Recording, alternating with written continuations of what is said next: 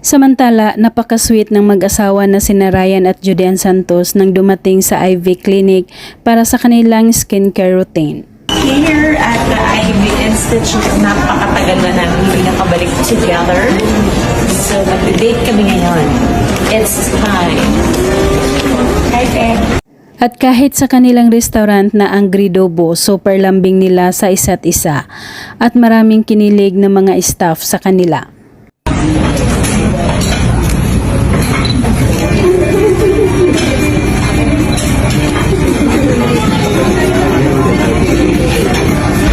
Dinala ni Ryan si Judean para kawayan ang mga customers na kumakain.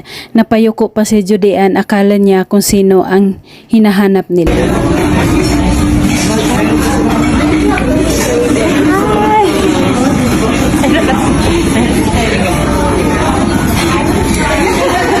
Napakabait na may-ari ni Judean dahil nakipaghalubilo at nakipagkwentuhan pa ito sa mga taong kumakain sa kanilang restaurant.